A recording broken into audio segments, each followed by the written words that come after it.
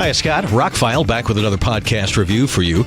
Going to talk about the 1994 film In the Mouth of Madness. This is a really good John Carpenter movie if you've never seen it. This was the conclusion of his Apocalypse trilogy. Not that they're officially a trilogy, but The Thing, Prince of Darkness, and In the Mouth of Madness all kind of end with the human race ending, kind of. And so they're called the Apocalypse trilogy. So they're kind of connected, but not. This was his version of doing not only a tribute to authors like Stephen King, but also messing around with H.P. Lovecraft stuff, Cthulhu mythology and things like that. This plays with a lot of insanity, people not knowing what reality is, that kind of thing. And a killer cast. Sam Neill, Julie Carmen, Jürgen Prochnov, David Warner, John Glover, Bernie Casey, Charlton Heston. Even Hayden Christensen made his film debut. He's the paper boy that rides around. If you've seen the movie, you know what I'm talking about. Anyway, it's about an insurance investigator who narrowly survives an attack from an axe-wielding man at the beginning of the movie, and he's investigating a claim by the book publisher regarding the disappearance of a acclaimed horror author called Sutter Kane. Obviously, this is supposed to be Stephen King, because the book titles and everything kind of points to that, even though it's kind of an homage. Anyway, the more he investigates the disappearance of this author, the more he starts losing his grip on reality. The twist at the end, which I usually forget by the time it comes, is a wonderful thing. The practical effects by Industrial Light and Magic. There is some CG, but there is a lot of practical effects. Creatures, blood, gore, that kind of stuff. This is a movie that's almost too cerebral for its own good, said the LA Times back in the day. Watching it now, it precedes a lot of the horror stuff we have today. It's smart, it's intelligent, it's weird, it's got some great practical effects, it moves at a good pace, and when it's over, you're like, wow. I pull it out every once in a while. I haven't watched it in years. It's really one of John Carpenter's better films.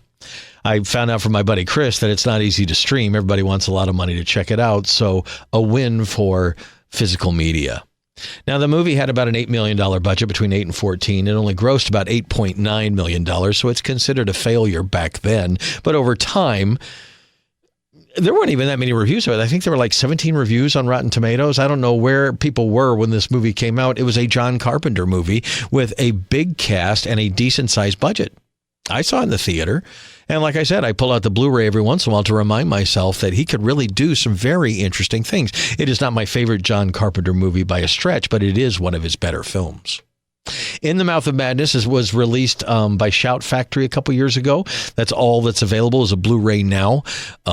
We're hoping for a 4K release at some point. There is a rumor that it is going to get a 4K release. Shout Factory tends to do that. The Blu-ray comes out in a few years later, depending on rights, depending on the availability of the pieces, parts, and all that kind of thing. But I got to say, watching their special edition, their collector's edition of this current Blu-ray that's available, you have a really nice 5.1 soundtrack. I think it was actually 7.1. Really good, lossless, and the movie looks great upconverted. A Blu-ray upconverted to 4K looks surprisingly good. I did a test over the weekend with an old Queensryche concert from 2001 on DVD. My Panasonic upconverted that thing and made it look fantastic. So a lot of Blu-rays look pretty good in 4K. This one especially because it was authored very, very well. If you haven't seen the movie in a long time, I highly recommend it. It's one to definitely watch twice.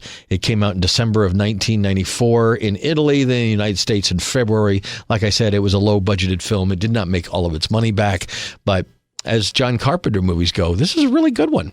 So check it out if you're so inclined, and I hope, fingers crossed, for a 4K release in the next couple of years. That would be great, because it's a fantastic movie. And like I said, the details on some of the practical effects and stuff are worth checking out. But the movie overall, if you're into psychological horror with a touch of gore and a touch of modern horror stuff like Cthulhu mythos and that kind of thing, you're really going to dig it, because it holds up very, very well. Can't believe I saw it in the theater 30 years ago. John Carpenter's In the Mouth of Madness. It's available on Blu-ray now. You should pick it up if you get a chance, because as we found out, it's not easy to stream all the movies you love. I'm Scott. I'm ROCKFILE. More podcasts are on the way. A lot of reviews, actually. So thank you for taking time out of your day to listen, and have a spectacular one.